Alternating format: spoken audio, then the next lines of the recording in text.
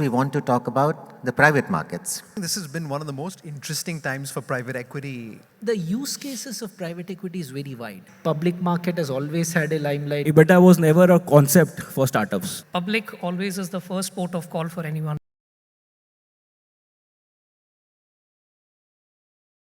Hello and welcome once again. So interesting that we are talking about private equity at this time. You know, I had the privilege of having short conversations with some of you. This is the time when everyone is talking about public markets. You know, millions of millionaires are being created, and from financial services to solar power, you know, the companies I'm talking about, you know, IPOs have happened, and again, icons are getting created. But in this context, we want to talk about the private markets. And it will be very interesting to see that, you know, how is business getting done, how is limelight being shared, and when you make your deals, when you make your pitches, and when people come to you, what are the conversations like? Because what is it that you bring to the table instead of in terms of predictability, in terms of returns? How is really a business panning out? Or are you happy that that not too much limelight is on you so you can do your business well? How are things? Let's start with Ankur. Yeah, hi everyone. Thank you for quite looking forward to this discussion. So I'm a sort of a odd man out on this panel because I'm the only guy representing debt and more on the venture ecosystem. Yes. So as you know, venture ecosystem has been sort of the poster bad boy for the last couple of years. But I think, as you rightly mentioned at the end, they have been out of limelight. And that has helped a lot of the businesses to focus on fundamentals. That is, you know, fixing the business from basic nuts and bolts of the business, because ultimately the public markets has become now the latest avenue for them to exit. And that's become very, very critical as they are going out and building out businesses. From a business perspective, when I look from our side, the demand for that has only increased manifold, because obviously as the equity supply has reduced, more and more people are looking for other avenues of capital, and that has become very, very significant way for them to access capital quickly, be able to use it very strategically in their business process, and at the same time keep growing. So I would say 22, 23 was a complete phase for everyone to cut losses. 23, 24, and as we go into 2025 is all about growth. Okay. So how can you become growing at the back of EBITDA break-even or profitability? So that's where everybody is now focused on. And a lot of the companies in our own portfolio have achieved that. Many of them are on the track for achieving it. And that has become a very critical way for us to be able to select clients. And earlier, like 4 years ago, most of the gentlemen also would agree that EBITDA was never a concept for startups. Like they never thought about it. No. But now that is the only metric people want to talk about. Even for startups? Even for startups. No longer just the valuation. It is valuation is become a postponed conversation, right? This is post Byju's we are talking about. I would say post a lot of things. So I'm not putting it one name. So, but it is a very interesting way that the ecosystem is now getting ready to get into the public markets. Okay. So of course, not every company will become an IPO-able company. But a lot of the companies are ready for growth capital at the same time, right? So, as you know, a lot of the PE funds have also started looking at growth transactions very, very actively. Yes. Because the number of companies and the quality of businesses that are out there is manifold, and it's keep growing because there are a lot of serial entrepreneurs today, a lot of high quality talent, a lot of technologies out there that people can utilize to build very interactive new businesses, innovative styles. So there is going to be enough bounce back on the venture equity side. There's enough capital available anyways. So it's not that capital is a challenge anymore. But if you are executing well on ground, then you can really create a large business. And India, that's the beauty, right? That we have such a large market for anything that you pick up. Oh, yes. So it all finally depends upon the founder's credibility, quality, and execution. Right. Abhishek, is that your experience too? Are businesses getting fixed? Are people looking at, you know, very different things now as compared to before? No, it's more of the same actually. The way I see it is the demand and supply side. The demand side is where people are seeking capital, whether it is on the venture side or where promoters are willing to exit the companies altogether, where buyout funds come into play. Yes. And on the supply side, there is this entire ecosystem which wants to take exposure in alternate assets, get into unlisted equities. Public always is the first port of call for anyone, but as you look to diversify and build your portfolio, you also start seeking allocation on the private side. So we are seeing more of the same thing as I think in the panel itself we were discussing. Each one of us on the private equity side is also as busy as we used to be, few years back. And all this while public markets have been doing extremely well. So there is enough for everyone out there. And one has to really play the strategy, play it in a consistent manner such that you can deliver returns to the investors and keep fueling the assets under management. Right. Ashish? No, listen, I think this has been one of the most interesting times for private equity over the last, since we've seen the industry emerge in India. And I think I say that from two perspectives. One is because the public markets have come back in such a strong way, it's opened up a whole new avenues of scale exits for private equity funds, which I think has been terrific. And you've seen a spate of successful exits at the end of long journeys that people have benefited from. So from one perspective, it's been a great environment to exit companies. On the other hand, like Abhishek was saying, on the deployment side, while a company that's ready to tap public markets won't come to us because they're ready to go to public markets and the public markets are open right now. What this has also done is it's spurred a massive amount of dialogue for us with promoters who are maybe not yet ready to go public. Okay. They may not be ready to go public because they understand, the pressures that come with being public. In certain cases, businesses are still a little earlier in their evolution in terms of when they'd be ready for a public market exit. So what we've seen is the activity in the public markets has helped us on the private side because we're seeing a lot more conversations that people are willing to have. Okay. Now, doing deals in that environment that's a different issue. But I think in terms of flow, this has probably been the busiest we've ever been since we've started investing in India in 2008. So, this has been the busiest, is it? in terms of flow. Wow. Sudhir, is that your experience as well? Busy times? Yeah, so my sense is that it's been an evolution, right? Private equity in India, private equity VC ecosystem, it's a give or take a 20-year kind of a product class. And Right. for what we have arrived, we are quite happy with the amount of recognition that the asset class has got. There is attention to that from regulators, from policymakers, etc., that it gets. I wish it were a lot more in the sense that it is at the end of the day the solutions that private equity can provide in terms of, in some situations, providing a exit to an entrepreneur who has built a company to a scale. In some case, in a company which has flattened, to provide the capital and the management bandwidth required to kind of take it to the next level. The use cases of private equity is very wide, and in many cases you need a private institutional capital to come in to provide that solution. Yes. And when you talk about Vikasit Bharat and so on, the solutions on the capital side that is required is very wide, and I think private equity needs to provide that. In fact, I would take a point even on the debt side, for example. We are a fairly less developed credit market. And I think even across the balance sheet, if you look at it, on the capital side, it's a very simple capital structure that most companies have. Equity, debt, equity you raise in some particular fashion, and you need a lot more solutions that are there to kind of provide to companies as they develop. So I think the understanding of private equity still needs to go significantly up. My sense is the question that you asked about whether limelight on public market, I don't think any of us think in that terms. It's a different asset class. Public market has always had a limelight because it touches so many people and there is so many channels who are kind of dedicated to the public. And also more scandals there. Yeah. But on the private market, it is a little quieter, I would say, from a people who work in the public market, companies which get listed, you're always in the limelight. It is like Yes. trying to do things under the spotlight of everything. In the private market, we work a little bit away from that, but we are able to therefore take a lot of long-term decisions which are required, generally, to take the company and provide solutions.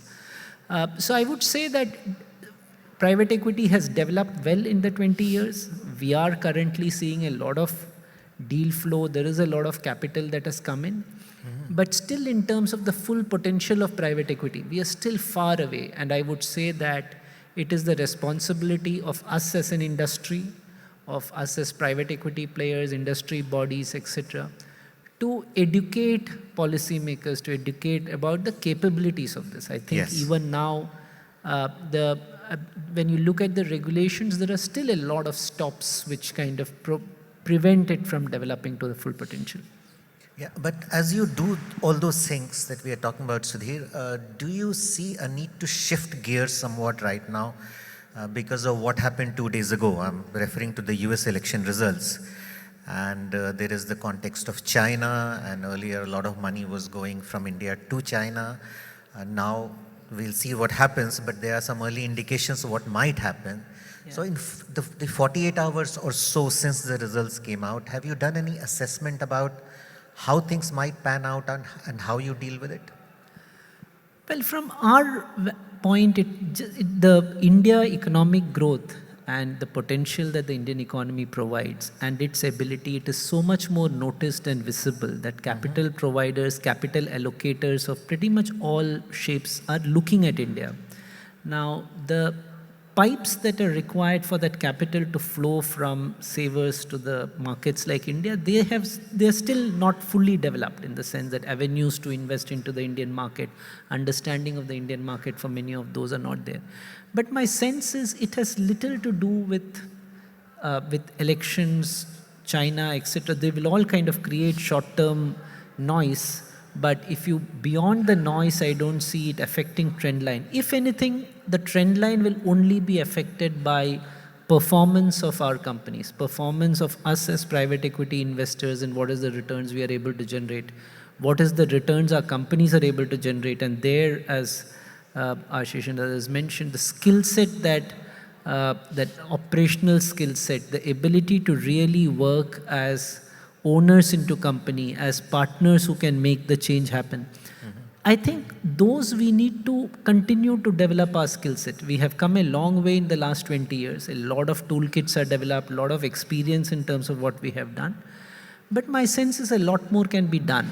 And the entire corporate landscape of India, which was substantially owned by families and business houses, if you look forward 20, 30 years, like any other developed market, will be more institutionally owned, whether it is public companies or private companies. And in that evolution, private equities need to step up the game a lot more. And most of us, if you look at conversations of the more successful private equity funds with our investors, internal conversations are all around how do we get up that scale in terms of being really true value-adding partners to our companies. Okay, let me ask the other panelists also if you see a Trump impact. Ashish, do you see any immediate change? No, I think I would agree with Sudhir that India is on a different sort of structural growth path. Okay. That I think globally now resonates. And if I look at most of the conversations we have with our LPs, and we're a regional fund, we're a global platform, we're a regional fund. Yes. We're still investing in China, Japan, in addition to India. So I think, look, it's no longer a relative trade-off. I think people believe in the India story. I think structurally the interest in India has shifted. And I think eventually there is a lot more appetite now for India, independent of Trump and independent of China. Okay. I do think where this helps is, this continued focus we have on Atmanirbhar is incredibly important, because I think that's going to spur a bunch of investments in the industrial sector, which we think will be a really interesting opportunity. I don't think what's happened in the US will change any of that. I think we're fundamentally down a path. Okay. Abhishek? Yeah, I would also agree. Look, all of us here, we chase certain sectors which reflect the fundamental growth story of India. So let's say consumer, healthcare, financial services, business services. These are some of the sectors which private equity overall likes. And these are multi-decadal growth themes as far as the country is concerned. I think the only impact that I see is perhaps on the currency. Yes. And a lot of people do believe that there could be depreciation which could be higher because of Trump coming in as compared to vice versa. And that does impact the returns as far as if we are raising dollar capital and we have to return back, it would be Right. on a devalued rupee. But other than that, nothing has changed as far as the fundamentals of the Indian businesses and benefiting out of them from an investment perspective. Okay. Ankur, everything calm even as Trump becomes president? Yeah, I think we are also like a bottoms-up investor, so don't. Bottoms up Yeah, investor. essentially we look at a company on a standalone basis, right? Okay. And everything in India typically has a very much an India theme to it. Very few companies which are on the SaaS side are looking US as the first, international expansion. Okay. So those specific sectors, maybe one have to look at closely whether it has any impact on the potential policies that they have, etc. But typically these are free trade businesses, right? There is not really getting into regulatory aspects of the business. So it's very few companies here and there that may have some kind of an impact. But on an overall basis, we don't see much of a change for us. Okay. So listening to you gentlemen, I get the sense that the Indian PE industry, and in your case, a little bit of VC as well, but it seems like we have reached a degree of maturity where we don't get too many upheavals by what is happening outside, and the fundamentals and how companies are being run and managed, that matters more. So is the Indian PE industry at that stage where we can call it mature, in terms of the way deals are being done, the way exits are happening? Where do we stand? I mean, Sudhir referred to this 20-year evolution. How far are we down that path now as an industry? So I wouldn't use the word mature, Okay. but I do think that as an industry, we're scaling Yes. in a good way. When I first started investing in India, and call it in the 2010-ish phase, there were lots of questions on, can you get scale deals in India, or will India always have smaller deals? I think what we've seen over the last 15 odd years is now we have a scale private equity market. Today you can write billion-dollar checks in India. Deal sizes have increased. So, I think now people no longer ask the question on scale. And, Okay. As we do scale, and then as there are larger opportunities for buyout funds, you obviously have to innovate in the way you work with these businesses and create value. There was also a big question on, can you exit investments in the Indian market, and can the Yes. Indian market absorb, a business that you've invested in that's now 3 times, 4 times, 5 times bigger? Now what we've seen over the years is exits are definitely possible in India and possible at scale. You've talked about the public markets, but even outside Yes. of the public markets, we've exited businesses to strategic sponsors, strategics. We've exited businesses to other sponsors. So you've seen 3 or 4 different channels that give you an exit. So again, I think we've matured in that, yes, there are more exit avenues for businesses, and I think this will continue to evolve, right? So I think the industry continues to grow, and it continues to get more sophisticated, and it continues to mature, but it's not matured yet in the sense that, we've reached a steady state. Okay. Still growing. I think if I were to pick up from here, you can break it down into 2-3 aspects. First is fundraising in terms of the maturity for private equity. Most of us used to raise funds outside of India in the 2000s and even until 5 years back. And now suddenly, there is a lot more appetite for alternate investment funds, private equity in particular, where institutions, family offices, even ultra HNIs who want to take some exposure. So what used to be 100% offshore capital for some of the homegrown funds, now it is moving towards 30-40% coming from domestic markets. And I think we are all perhaps aligned that it will cross 50% very soon. Okay. So that's the level of maturity that we are seeing, where there is appetite as far as fundraising is concerned. On the exit also, I think the biggest complaint with private equity has been that we've not been able to exit on a timely basis and at attractive valuations. I think there it's the ticket size, and that is taking care of the exits, where at a certain ticket size, you have all options open. You can sell to strategics. It becomes interesting enough for strategics to evaluate. Other sponsors can come in, or you can even take your company's IPO. So that has been another level of maturity that we have seen. Of course, there is VC world, which is completely different, which is looking for subsequent rounds. But most of the private equity funds are operating at a certain ticket size where liquidity aspects are taken care of. So we are also getting more educated. And just like any industry, in India, it's just a 2-decade-old industry. We've all learned and grown and figured out where is it that we can maximize the IRR, what are the pitfalls that we need to avoid. Okay. Also, I would say maturity level as far as valuations is concerned. Now, if you look at perhaps the gap between public markets and private markets is perhaps at its highest, what I have seen in the last few years. Yes. Private transactions are happening at 50-60% of the multiples where the relative valuation benchmarking currently exists. So that's another level of maturity, at least on the private equity side. I can say that people are no longer chasing companies. They are being patient, much more fundamental driven in their own assessment. So that's another way to look at it. Okay. Sudhir? Yeah, I would say that from when you look at it from obviously maturation is a continuous process. Yes. So you kind of continue to Yes. mature. But where we are in the private equity industry, I would say a substantial level of when you talk to an Indian private equity manager vis-a-vis the global private equity manager, the playbooks that they use, you will find it quite similar. In fact, probably most of us learn the information availability, what we have seen in terms of experiences. Many fund managers, for people working in the private equity industry, you would find people with experience of 15, 20 years, going through multiple fund cycles and so on. Also the industry in terms of structurally, if you take private equity as what is not public equity perspective. Yes. And say that you have early stage venture funds, late stage venture funds, people who work in the pre-IPO space, come in as a hedge fund, there are buyout funds, there are private equity growth funds. So you find a whole spectrum of players who play the same thing from different angles and provide different kind of solutions to corporates. Yes. All of this, if you were to talk about 10, 15 years back, you would find a fund who does couple of investments would be early stage, then he would have one buyout, he would have some growth. So it would be a mix because now there is an evolution, there is a learning of what works. If you look at it, even 98, 99 probably, or somewhere around that time when Warburg Pincus kind of invested, it was public market investing. They invested in Marico and then these kind of public companies, right? So from there to today, it has been, I would say it is significantly matured.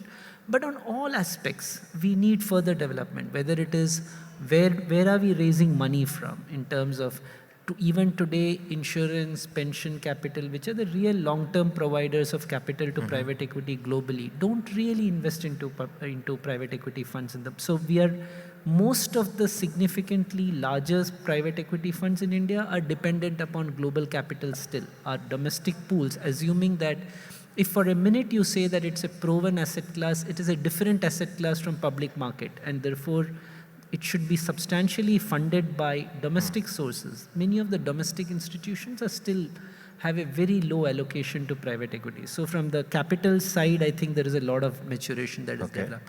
In terms of ability for private equity to really control the track records, the institutionalization, I think it's a continuing process. There is a lot more evolution that will be there. Regulatory understanding of what private equity is. Ability for domestic funds, for example, to leverage. Today, for example, if you're a SEBI registered fund, you can't use leverage to any significant exit in transactions. And there is still a lot of skepticism that regulators have, whether it is of all types, as to what do these guys do.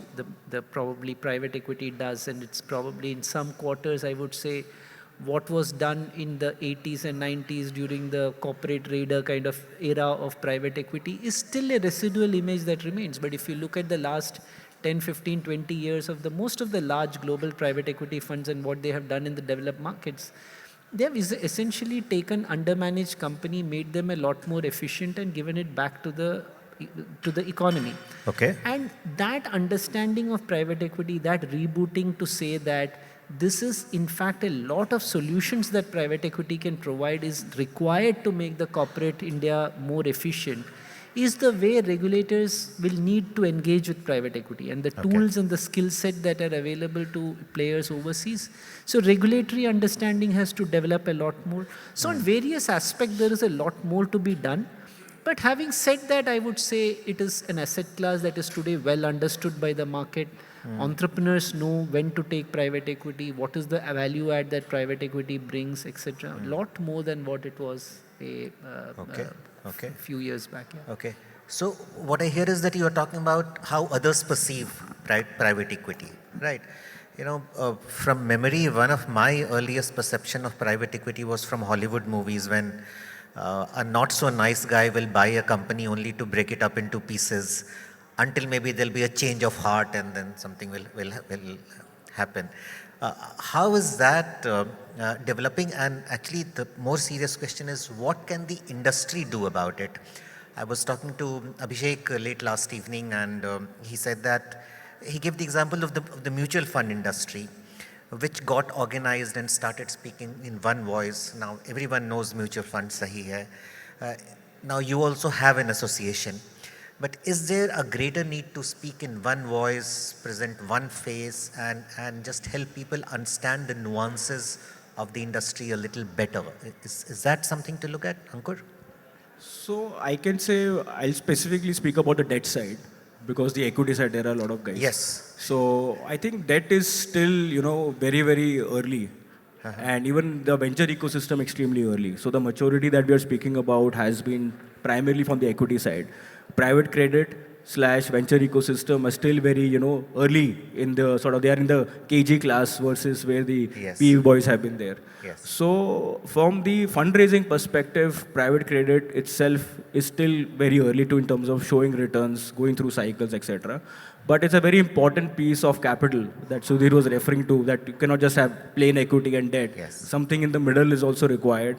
And at different points of time, those solutions are required to be solved. Now, first the track record needs to be established, and then it needs to be communicated to potential LPs. Right. And a lot of it has to be domestic only because we have a huge dollar devaluation as an issue. Yes. And raising global capital is always tough for credit because typically doing 10-12% dollar return, they are able to do it in their home markets. Yes. So getting allocation of private credit in India has to become a very domestic thing. Okay. And at the same time, you need a lot of institutional support, whether it is insurance companies, pension funds, etc., to support the local fund managers. So that strategy needs to be communicated to potential LPs, that why is it important? Why fixed income is critical in your allocation? Yes. Public markets are great, PE is great, but why private credit is important to create uncorrelated returns for your portfolio? Yes. So all those things definitely needs a lot more communication, because credit is still, much not really spoken about in the same tone like private debt, private equity. Yes. But we know that more and more investors, as they're getting sophisticated, they realize that you cannot have 100% allocation, say 80% allocation only on the equity side. So that will come over a period of time. People will understand the importance of it, because in debt, if you have to make debt returns, today you only have some debt funds which are on the mutual fund, and that returns are not even taking care of your inflation adjusted returns. Yes. So it's critical to have an allocation towards a high yield potential and different kind of strategies, because private credit is very large. You could have real estate, you could have distress, you can have performing credit, you can have venture debt, etc. So the amount of transaction strategies that are there, depending on your risk profile, one can filter it. So that all is still yet to be communicated and well understood by the Indian investor base. And at the same time, that track record also has to be established at the same time. Yes. In fact, thanks to you, Ankur, that this session lives up to its name as PEVC. Otherwise, it should have been renamed a PE session. Yeah, so VC part actually didn't speak about. So just one line. So VC ecosystem is again going through the transitioning phase. Yes. Where now all of them are being asked about your 2021 returns. Show us the DPI. Yes, sir. So now everybody's focused on that, and there are very interesting things happening on that side. Yes.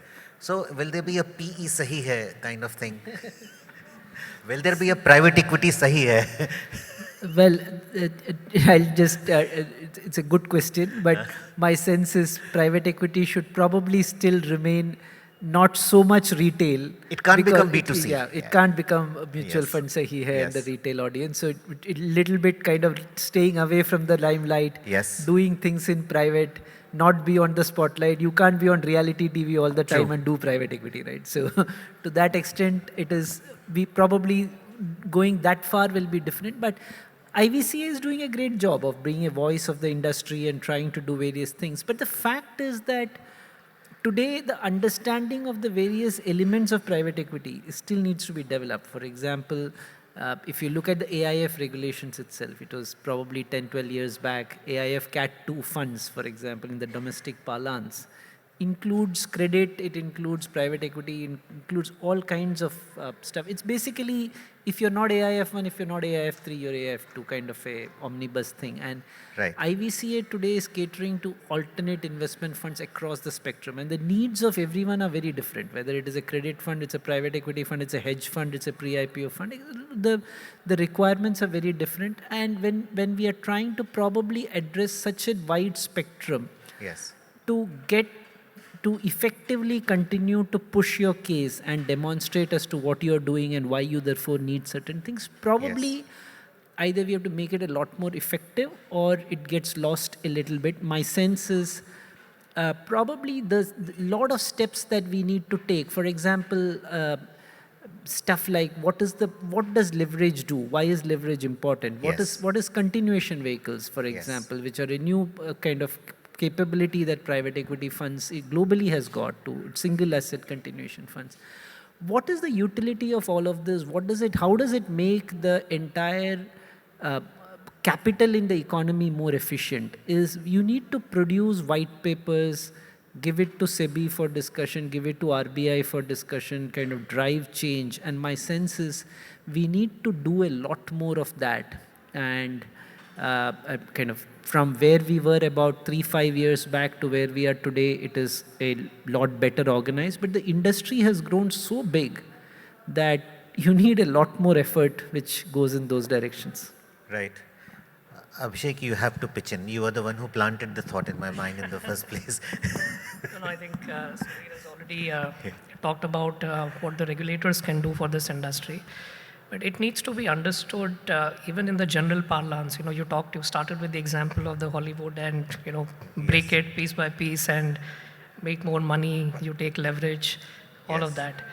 That's not where the Indian market is as far as private equity is concerned. Let's break it down into three. You have private equity, which is referred to for VC funds, which are solving a particular need of a founder seeking capital to scale up the business. Then there is growth capital, which is ahead of the IPO, getting into newer business lines, newer products, geographies. And then there is a buyout, which is essentially taking control from a business which may not be efficiently run or where the promoter wants to liquidate, sell out. And the journey is continued in a more professionalized, institutionalized manner. So these are the three different types. Not many sitting here would be aware that 50% of the global assets under management for private equity resides with buyout funds. India has seen a lot more VC funds because that's how the ecosystem got ramped up. And that's why these entire classification around AIFs, etc., were never determined through the roots and lens of private equity, but more in terms of the type of capital, the riskiness element, and so on. But I think that's where the educative selling, the onus is on the regulators as well as people like us as we go out, meet with some of the domestic investors out there, get them to resonate with what exactly they are going to invest in as far as private equity is concerned. Again, on the buyout side, what we've seen, people do talk about leverage, and globally, that is one big lever for value creation. But when it comes to India, even a buyout is actually growth buyout. Everything around us is growing. Leverage is not on the offering as easily because banks will not support you for equity buyouts. Right. So you are essentially playing the growth, but with complete control of the business and ability to shape it and take exit at will. Okay. One thing that often helps when it comes to building a perception or a narrative about the industry, when you can establish and demonstrate impact, that you are doing something good. Right. Now, Ashish, I'm going to come to you first because you bring in the original perspective. We live in times when an automobile dealer from Daryaganj can do an IPO and get 68 times or whatever crazy times the application that the person got, or a sari depot from Surat can also get some again. Right. In this context, is it possible to establish that companies backed by private equity are better managed or operationally better, or they are just, they have better future? Is there a case to establish that PE-backed companies have a better future? Can that be done? Yeah, I mean, I think, look, I think eventually the best reference you'll have is the track record and the impact that you eventually have in companies. And maybe because I sit at the absolute end of the spectrum in terms of the size, scale, and maturity of companies that we invest in. We're not growth, we're not early stage. I think it becomes very important. And I think what you'll see is, both numerically as well as conceptually, is that well-run private equity-backed companies do outperform their peers over long periods of time. If I look across our own portfolio, and I'm happy to share the data, and if you look at businesses we've taken public globally versus their publicly listed peers, you'll see anywhere from a 50 to 100% outperformance in revenue, EBITDA, and eventually stock price appreciation as a portfolio as a whole. Yes. Why does that happen? I think private equity companies, and you talked about a playbook that we have in terms of how we work with investments once we make an investment. There's an element of governance. There is an element of strategy in terms of picking the right lanes and taking maybe a longer view because you have a longer horizon within which you want to build these businesses. There is an incredible amount of focus on building the right capabilities, get the right team in, incentivize the team properly, all of which are building blocks that eventually will drive performance. I think what is different about private equity's approach is we take that longer term view, but then we bring in a certain sense of urgency and a certain sharpness or focus on within that broad umbrella, then what are the 5 or 6 or 7 things you really need to do to transform a business? So what ends up happening is during the ownership that a private equity fund has of a business, in a very focused and in a very intentional way, you're driving performance. Now, you'll often get the question that, oh, but do you optimize a business for exit? And then, once you leave, you've taken out all the juice. That's also not the right characterization, because eventually one of the biggest drivers of a good return ends up being the exit multiple you get. There's an element of that that's beyond your control, in that if the markets are hot and if the markets are, really have a lot of appetite for your asset, you benefit. But the other element of that is even the market looks for businesses that have a sustainable moat and over a long period of time can sustainably perform. So if you've done the right things, you'll get a bump on exit multiple as well. So absolutely agree with you. I think eventually it boils down to showcasing the outperformance that private equity-backed companies have been able to deliver. And there's enough of a body of that now out there. Right. Some odd reports I saw lately in which some people were saying that there are cases where even though the funds do not do great, the fund managers do very well. Okay. Is that right? I mean, do all of you own villas in Bahamas and Hawaii and Swiss bank accounts? Is that something to look? Sorry? Bombay is very different. Owning a house is not easy. So is there a case to look at, the individual versus the fund versus the client versus the LP versus the company? Is that something to look at for the industry?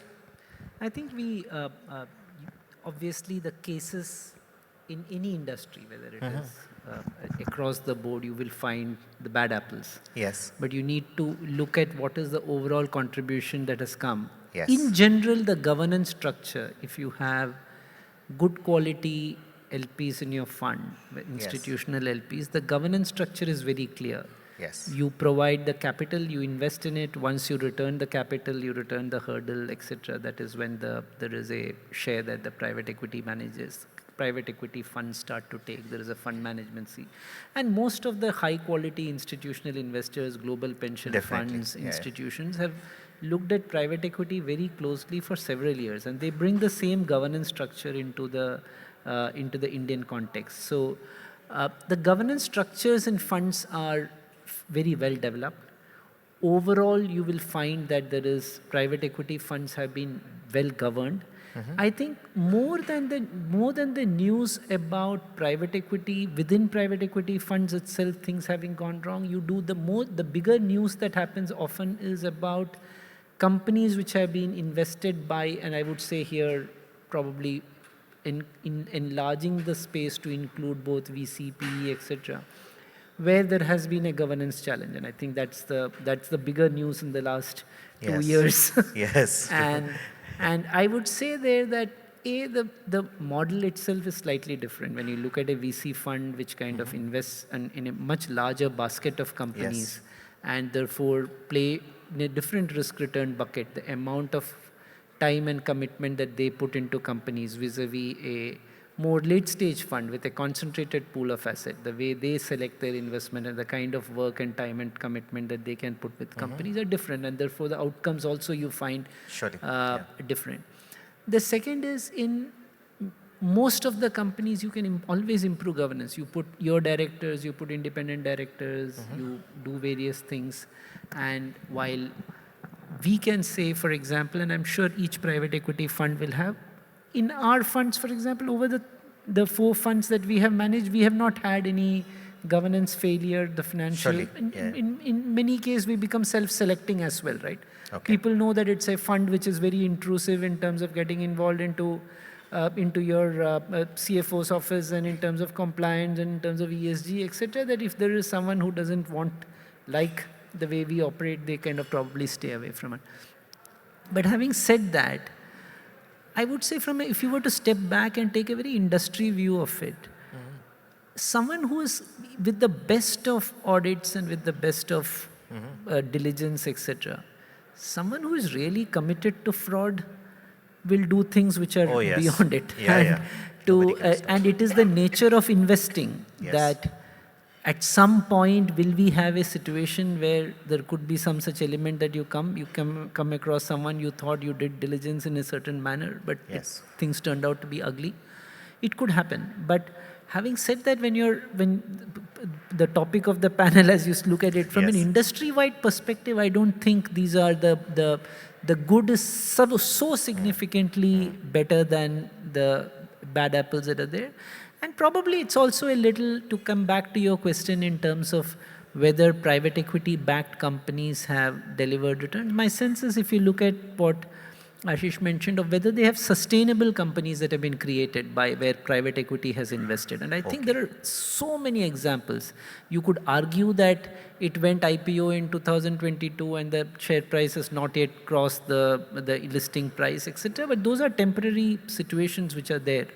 But by and large, the companies have created value. There has been significant value that has been created.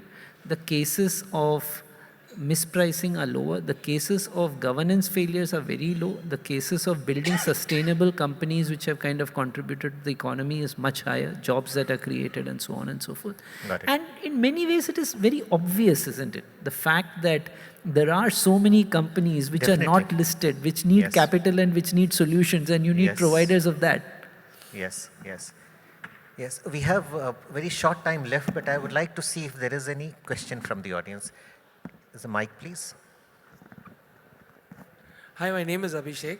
I have 2 quick questions. One is regarding excesses in private equity, vis-a-vis public markets, because we have seen fallouts of similar size.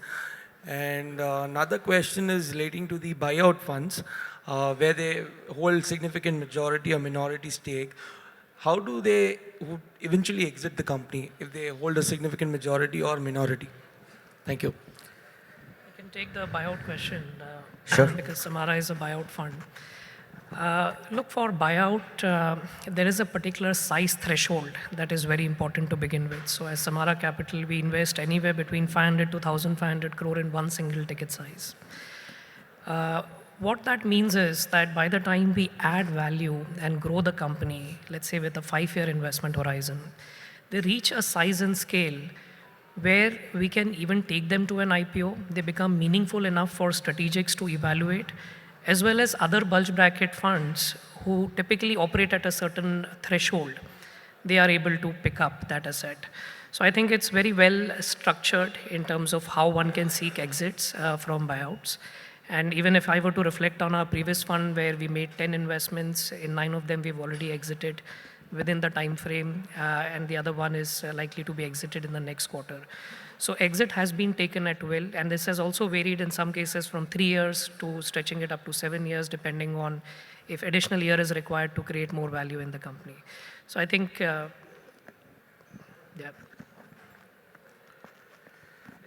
There are few companies where the private equity funds are still holding a significant majority or minority after the company is listed. So actually my question was relating to that. Sorry, I didn't mention it earlier. Okay. Like if the company has already gone for an IPO and the private equity firm is still holding a significant stake, in those cases, how would they exit?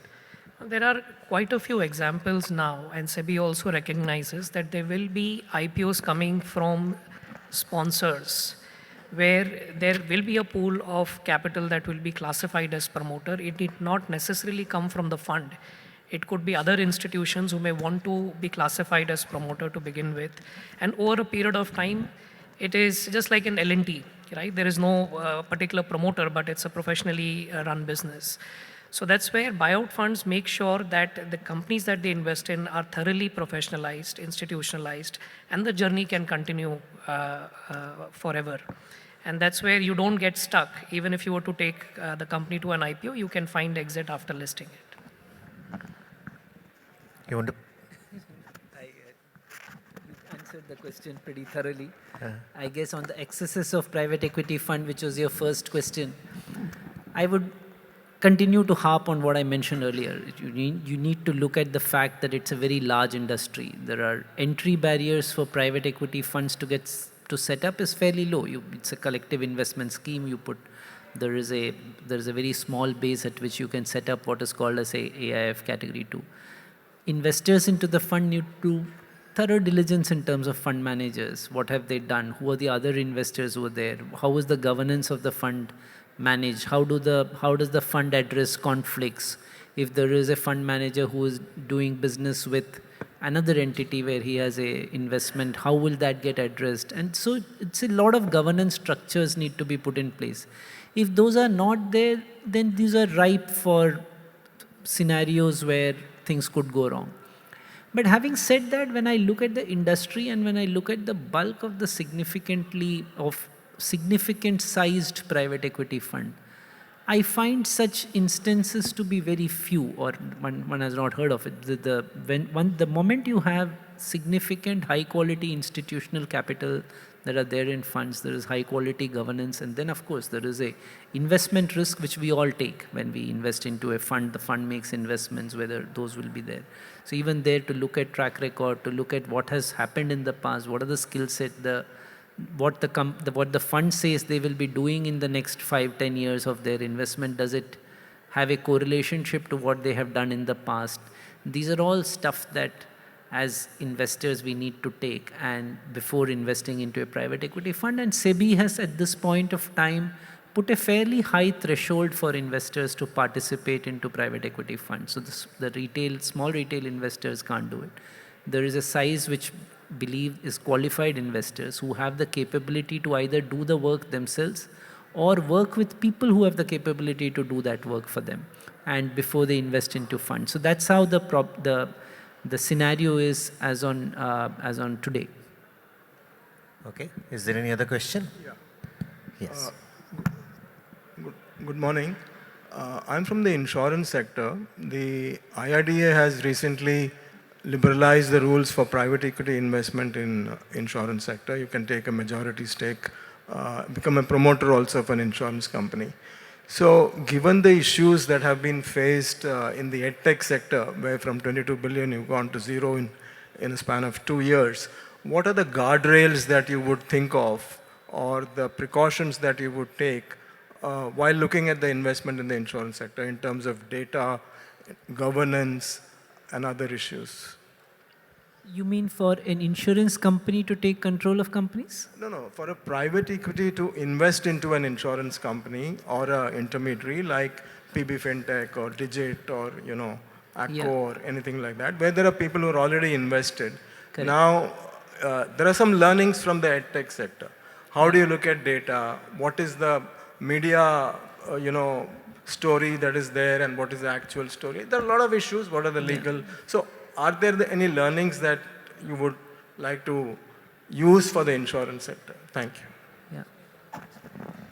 So at Samara Capital, we've recently made an investment in the proxy play for insurance sector through the insurance broking industry.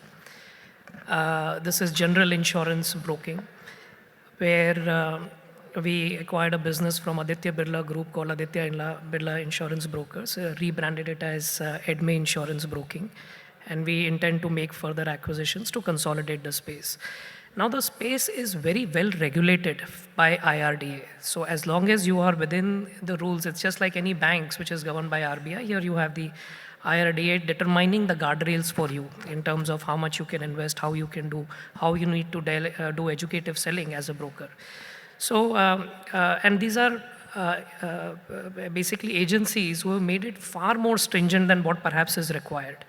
So it's a well-regulated industry. Now, coming to the specifics of, let's say, how a private equity would approach it, in a sector which is largely unorganized, which is the insurance broking industry, that's very, very fragmented, there is a need for a player who brings more institutionalized approach, make it far more scalable.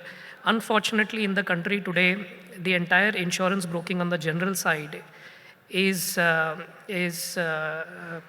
market leadership resides with the multinationals like Marsh, Aon, Gallagher.